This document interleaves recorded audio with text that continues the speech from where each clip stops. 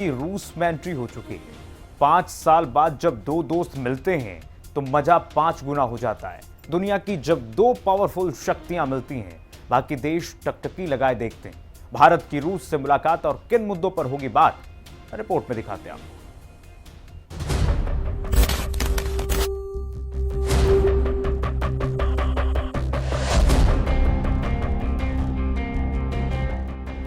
PM Modi पहुंचे रूस। शुरू करने एक नई कहानी।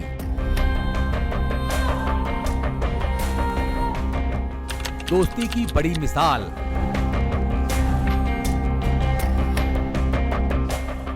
क्योंकि इंडिया और रूस की दोस्ती आज की नहीं, बल्कि ये दोस्ती है बहुत पुरानी।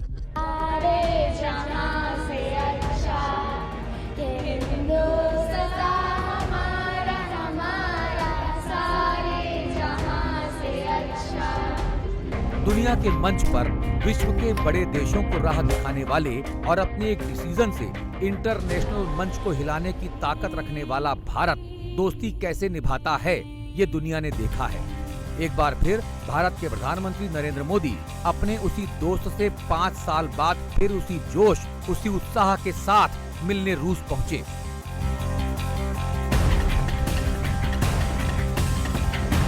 तीन दिन तक पीएम मोदी रूस के दौरे पर रहेंगे। दो देशों के साथ द्विपक्षीय कई मुद्दों पर बातचीत होगी। सुखोई से निवेश तक कई मुद्दों पर बात। फाइटर जेट Su-57 पर समझौता, एंटी टैंक गोले की factory deal, mango armour piercing tank round की फैक्ट्री डील, मिलिट्री लॉजिस्टिक्स समझौता, क्षेत्रीय और वैश्विक सुरक्षा, यूक्रेन रूस युद्ध, डिफेंस, तेल और गैस, द्विपक्षीय संबंध और व्यापार, इन सभी मुद्दों पर चर्चा होगी। थर्ड टर्म संभालने के साथ ही साथ पीएम मोदी ने क्लियर मैसेज दिया था कि no if no but. India को लेकर पीएम मोदी का जो मिशन है उसके लिए एक टाइम लिमिट तय की गई है और इसी लिमिटेड टाइम में पीएम मोदी अपने विकसित भारत के मिशन को पूरा करने वाले हैं, जिसके तहत साल 2025 तक $30 अरब ट्रेड का लक्ष्य रखा गया है। साथ ही 2025 तक $50 अरब निवेश का भी लक्ष्य बनाया गया है। ये विजिट जो हो रहा है बहुत इम्पोर्टेंट है। ये 22वां 22nd एनुअल समिट है हमारे प्रधानमंत्री और रशियन प्रेसिडेंट के बीच में। Trade, defence, atomic energy cooperation, people to people ties, science and technology, connectivity and transport, बहुत सारी ऐसी इशूज हैं जिस पे बहुत डेवलपमेंट हुई हैं ये पिछले 2 सालों में, और इन सारी चीज़ों पे बातचीत होगी। इन सारे क्षेत्रों में भारत और रशिया के बीच में बहुत घनिष्ठ संबंध है और संबंध बढ़ रहे हैं। अब हम सिर्फ रशिया से डिफेंस आइटम्स खरीदते नहीं हैं, बल्कि को प्रोडक्शन भी कर रहे हैं। दोनों देश मिल के भारत में बहुत सारे डिफेंस आइटम्स को का उत्पादन कर रहे हैं। एक भारतीय होने के नाते कि भारत के संबंध जो अभी और गाढ़े होते जा रहे पिछले 2-3 साल से, उसमें और प्रगति हो। कुछ अगर मैं कहूं कि मेरी नजर से क्या देखता हूं मैं, तो मैं देखता हूं कि भारत की जो स्किल्ड वर्कफोर्स है उसके लिए आज की तारीख में रशिया में जो अपॉर्चुनिटीज है वो मेरे ख्याल से आज की तारीख में दुनिया में सबसे बड़ी अपॉर्चुनिटीज है। रशिया को आज बेहद ज्यादा जरूरत है स्किल्ड वर्कफोर्स की, और खुशी की बात यह है कि भारत में उसका बहुत बड़ा ब्लेसिंग है। I would like to address about the trade, the payment issue that we are facing all. So I would like to propose kind of a set-off. For example, if one company is importing from Russia to India and one company is exporting from Russia to India, so these two trade can be set off internally. Modi और Putin की meeting को खास तरीके से design किया गया है। Meeting के लिए सभी तरह के फॉर्मेट्स रखे गए हैं। स्पेशल फॉर्मेट का लक्ष्य है दोनों राष्ट्र प्रमुखों को चर्चा करने के लिए ज्यादा से ज्यादा वक्त देना और ज्यादा से ज्यादा स्पेस चर्चा के लिए देने का टारगेट रखा गया है, जिसके तहत मोदी पुतिन शिखर वार्ता के जरिए 1-to-1 बातचीत यानी कि सिर्फ मोदी और पुतिन के बीच मुलाकात और बात होगी। और अनौपचारिक बातचीत राजनयिक औपचारिकता से अलग दोनों नेताओं की बैठक में बड़े मुद्दों पर सहमति संभव है। दोनों तरफ से शामिल सदस्यों के साथ आधिकारिक बातचीत होगी, क्योंकि प्रतिनिधिमंडल स्तर की वार्ता होने जा रही है। दो दिग्गज मिले, आगे के रास्ते खुलेंगे। रणनीतिक बातचीत में मोदी और पुतिन के बीच ऐसी बातचीत जिसका आने वाले समय में दुनिया के तमाम वैश्विक समीकरणों पर बड़ा असर पड़ेगा। वहीं परमाणु युद्ध के खतरे पर दोनों नेताओं के बीच चर्चा संभव है।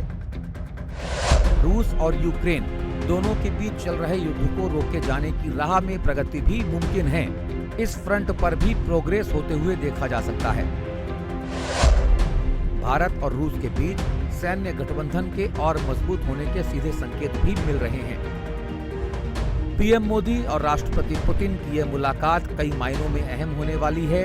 दोनों देशों के बीच जो महत्वपूर्ण मुद्दे हैं उसमें एनर्जी सबसे बड़ा मुद्दा है, क्योंकि रूस अभी भारत के लिए एक बड़ा एनर्जी सप्लायर बनकर उभरा है।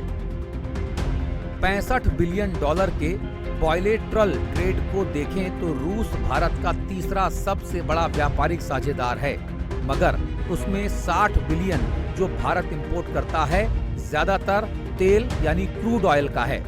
एक समस्या जिसे लेकर पिछले 1 साल से बहस हो रही है, विचार विमर्श हो रहा है कि भारत ने रुपए में ट्रेड करने की बात की तो रूस के पास अब रुपए काफी ज्यादा इकट्ठा हो गए हैं, तो उसको कैसे इस्तेमाल किया जाए।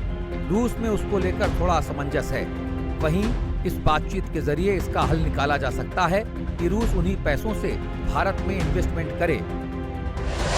तो पहला ये है कि भारत में इससे इन्वेस्टमेंट आएगा, जिससे भारत में इंडस्ट्रियां बढ़ेंगी, मैन्युफैक्चरिंग बढ़ेगी, इसी के साथ ही साथ डिफेंस प्रोडक्शन बढ़ेगा, और जो मुख्य काम होगा वो ये कि रुपया सरफिट का इस्तेमाल होगा।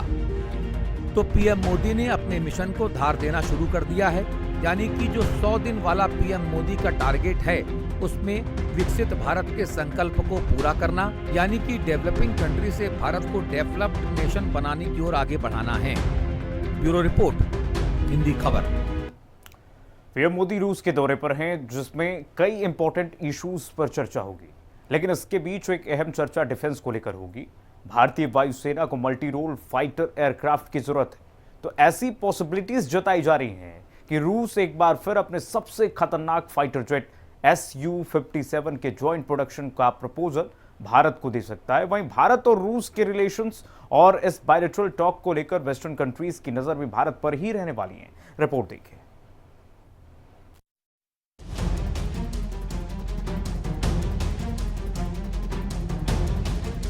साल 1955 में एक फिल्म आई थी, श्री 420, जिसका एक गाना बड़ा फेमस है।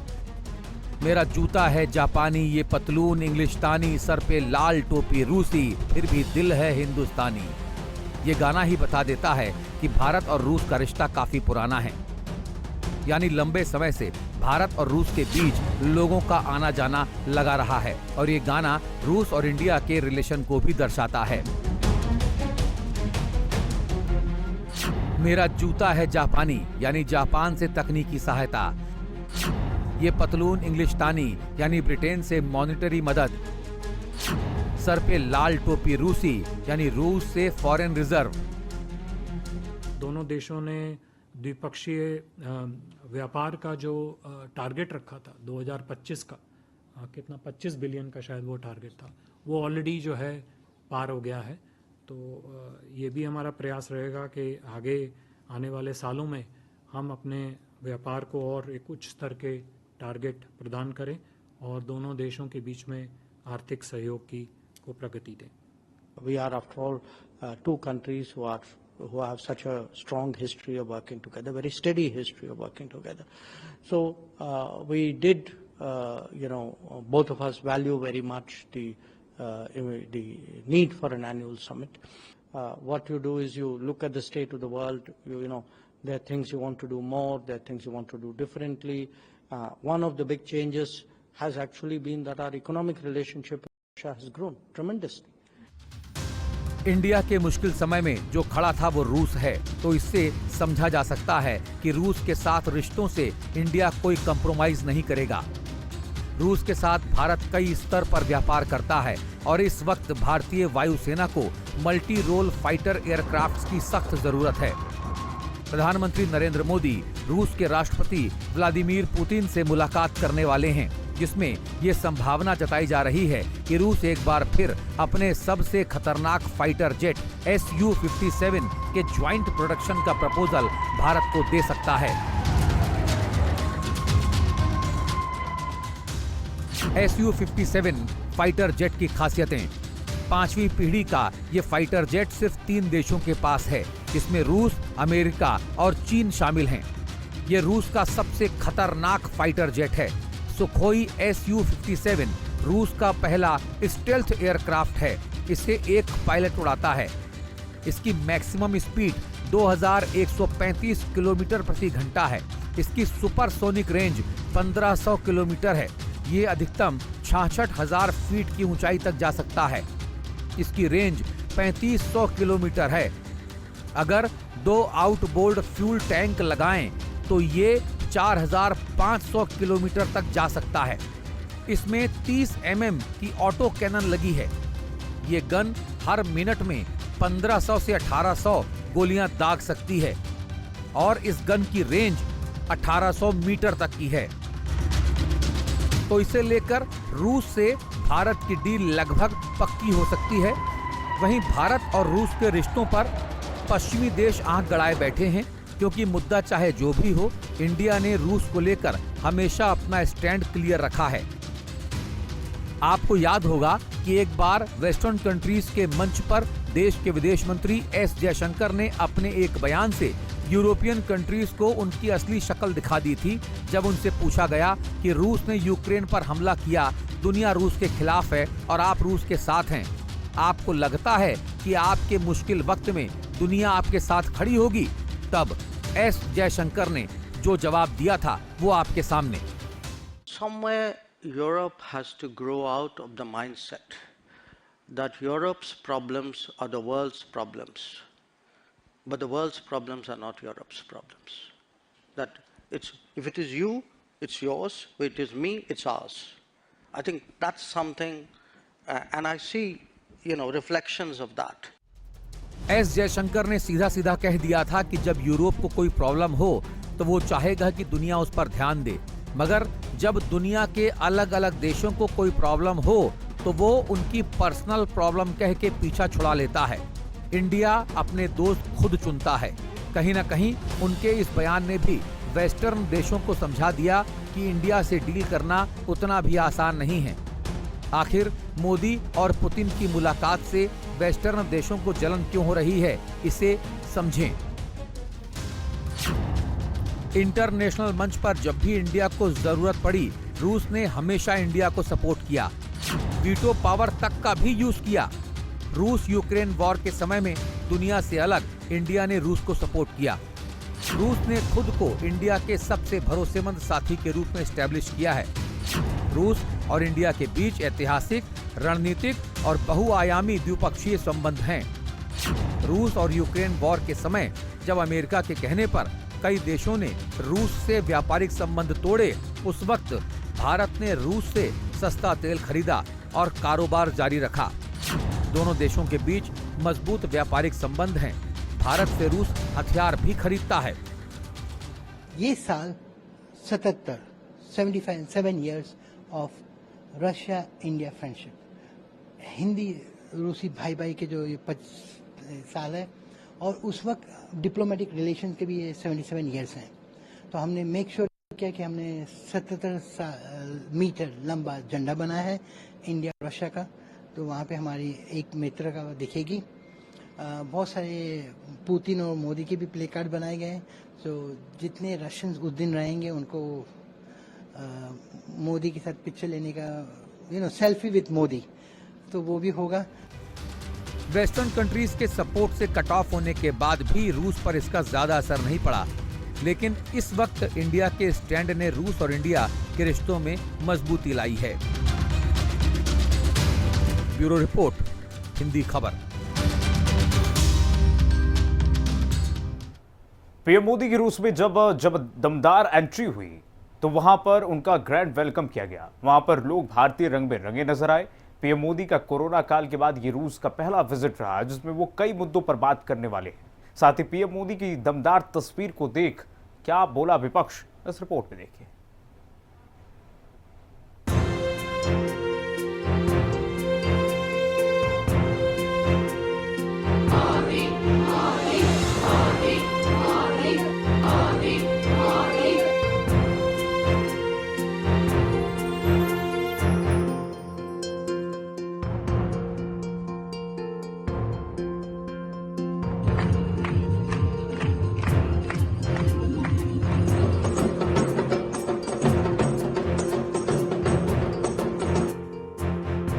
ये दो देशों के बीच के भरोसे को ताकीद करने वाली तस्वीर है। इसी भरोसे और विश्वास को मजबूत करने के लिए पीएम मोदी रूस पहुंचे हैं। मॉस्को में जब दो पुराने दोस्त मिले, दुनिया ने उसकी तस्वीर देखी। दोनों देश एक दूसरे की तस्वीर बन गए और ये तस्वीर यूं ही नहीं बनी। इस तस्वीर में रंग तब मिला जब दोनों देश एक दूसरे के साथ मुश्किल वक्त में खड़े दिखे। मोदी का ये मॉस्को दौरा आखिर क्या संदेश दे रहा है, उसे भी समझ लीजिए।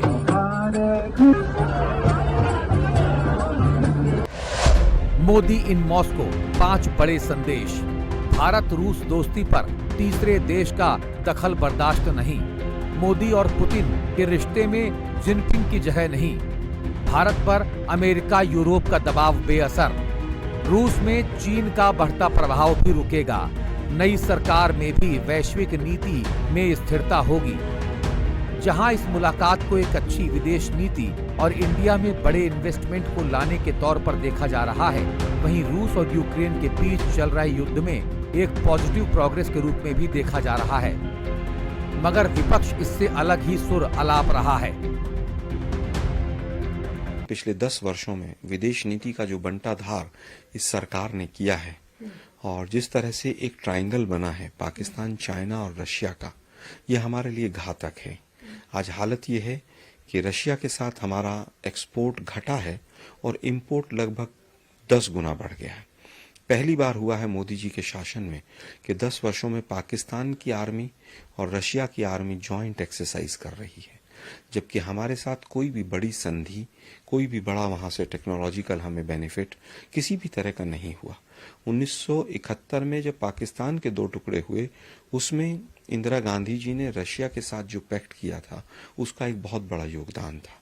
लेकिन अमेरिका जो 7 बेड़े लेकर अरब सागर में खड़ा था, मोदी जी नमस्ते ट्रंप और अब की बार ट्रंप सरकार, उस चक्कर में रशिया को भी दूर कर दिया। ये दुर्भाग्यपूर्ण है कि इस सरकार को विदेश नीति का वह नहीं पता है, पता नहीं कौन सी दुनिया में जी रहे हैं।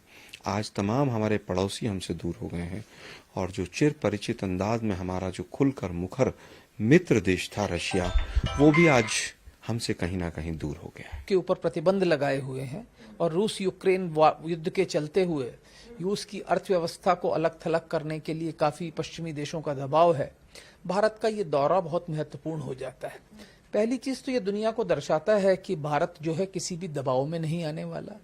दूसरी चीज ये दिखाता है कि रूस और भारत के संबंध कितने गहन और कितने महत्वपूर्ण हैं, क्योंकि रूस और भारत के संबंध दशकों पुराने हैं और शीत युद्ध के जमाने से रूस भारत का समर्थन करता आया है और कई चीजों में हमारा, विशेषकर कश्मीर में 71 की लड़ाई में हमने देखा कि रूस ने भारत को हर मौके पर सहायता दी है।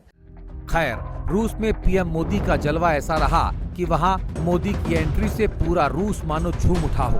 भजन करते हुए लोगों ने भारत के लिए जो प्रेम दिखाया, वो दिखाता है कि रूस भारत से सिर्फ दोस्त की ही तरह नहीं, बल्कि भारत की संस्कृति से भी गहरे तरीके से जुड़ा हुआ है। ढोल नगाड़ों की थाप के साथ पीएम मोदी के ग्रैंड वेलकम ने दिखाया कि रूस के लिए इंडिया बाकी दोस्तों से बढ़कर है।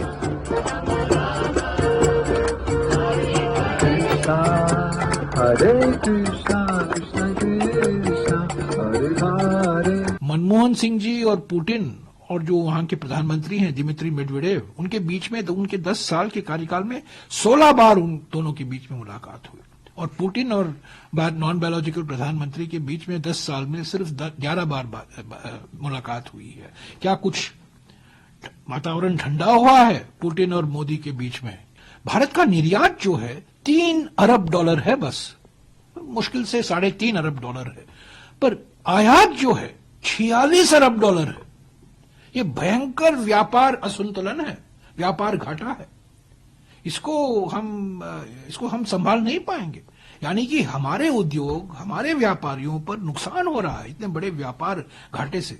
तो क्या हमारे नॉन बायोलॉजिकल प्रधानमंत्री की क्या रणनीति है? क्या वो रूस के राष्ट्रपति से इसके बारे में बातचीत करेंगे? श्री नरेंद्र मोदी जी के भारत के प्रधानमंत्री बनने के बाद विश्व मंच पर भारत की उपस्थिति एक नायक के रूप में उभरी है।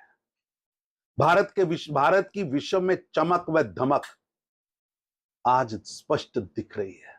आज विश्व में पर्यावरण के नेता के रूप में भारत, आज विश्व में शांति के दूत के रूप में भारत, विश्व के अंदर आर्थिक 5वीं महाशक्ति बना हुआ भारत और तीसरी महाशक्ति की ओर बढ़ता हुआ भारत, वॉर हो या प्राकृतिक आपदा, अपने हजारों नागरिकों की रक्षा हमने करके दिखाई है। कांग्रेसी नेता चाहे वो राहुल गांधी हो या अन्य, हमेशा ही उनसे देश की तरक्की पच नहीं रही है। जब पीएम विदेश में हैं और भारत की ख्याति को बढ़ाने में लगे हैं, उस समय ये कांग्रेस के नेता भारत की छवि धूमिल करने का कुप्रयास कर रहे हैं। इस दोस्ती से एक बात तो कन्फर्म है कि इन तस्वीरों को देखकर चीन को मिर्ची जरूर लगी होगी।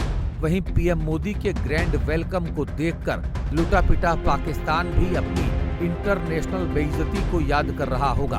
एक टाइम था जब अमेरिका जो कहता था, चाहे अनचाहे कई देशों को उसकी बात माननी पड़ जाती थी। एक टाइम अब है कि अमेरिका और चीन जैसे बड़े देश भारत की बात पर गौर करने के लिए मजबूर हो जाते हैं। रूस और भारत की दोस्ती का बड़ा प्रमाण, जब भारत अमेरिकी मदद पर आश्रित था तब रूस ने भारत का साथ दिया था। वहीं रूस ने भारत को पावर और इंफ्रास्ट्रक्चर के क्षेत्र में पूरा सहयोग दिया। कोल्ड वॉर के समय रूस और भारत के संबंध बेहद मजबूत दिखाई दिए। रूस और यूक्रेन के युद्ध के दौरान जब गोले बारूद दागे जा रहे थे, तब रूस ने भारतीय छात्र छात्राओं को सुरक्षित वतन वापस पहुंचाया था। वहीं रूस यूक्रेन वॉर में भारत ने भी अपनी दोस्ती का प्रमाण देते हुए पूरी तरह से रूस को सपोर्ट किया। उस वक्त जब रूस डॉलर में व्यापार नहीं कर सकता था, उसने रुपए में भारत को क्रूड ऑयल दिया। इस बार भारत और रूस के बीच इंपोर्ट एक्सपोर्ट को बैलेंस करने पर बात होगी, क्योंकि भारत रूस से सबसे ज्यादा आयात करता है, जबकि निर्यात बहुत ही कम है। तो इसे बैलेंस करना भी जरूरी होगा, जिस पर बायलैटरल टॉक में बातचीत होगी। देश के हितों को सामने रखकर ही उन्हें एग्रीमेंट करने चाहिए। डिफेंस में करना चाहिए। क्रूड ऑयल हम सस्ते दामों पर खरीद सकते हैं रशिया से। रशिया ऐसे हालात से गुजर रहा है। प्रधानमंत्री को चाहिए कि क्रूड ऑयल के मामले में किसी तरीके का बड़ा एग्रीमेंट करे। हमारे ट्रेड रशिया के साथ हो सकता है, होता रहा है। इस मामले में प्रधानमंत्री को चाहिए कि बड़ा एग्रीमेंट करे। पीएम मोदी मॉस्को में भारतीय समुदाय के लोगों को संबोधित करेंगे। इसी के साथ ही साथ सैनिकों को पीएम मोदी श्रद्धांजलि भी देंगे। रूस का दौरा पूरा करने के बाद मोदी ऑस्ट्रिया की यात्रा पर निकलेंगे। पीएम मोदी का ऑस्ट्रिया दौरा, जहां पर पीएम मोदी ऑस्ट्रिया के राष्ट्रपति अलेक्जेंडर वॉन डेर बेलेन से मुलाकात करेंगे। इसी के साथ ही साथ चांसलर कार्ल नेहमर से भी पीएम मोदी मिलेंगे और उनसे इनोवेशन, टेक्नोलॉजी, सतत विकास को लेकर बातचीत की जाएगी। पीएम मोदी लाभकारी व्यापार और निवेश के अवसरों को लेकर भी बातचीत करेंगे। साथ ही ऑस्ट्रिया में भारतीय समुदाय को भी संबोधित करेंगे। प्रधानमंत्री नरेंद्र मोदी का 3 दिवसीय दौरा कई मायनों में बेहद अहम है। साथ ही इससे भारत के इकोनॉमी सेक्टर, डिफेंस सेक्टर को मजबूती मिलेगी। वहीं ये मुलाकात भारत और रूस की दोस्ती को और ज्यादा मजबूत बनाने का काम भी करेगा। ब्यूरो रिपोर्ट, हिंदी खबर।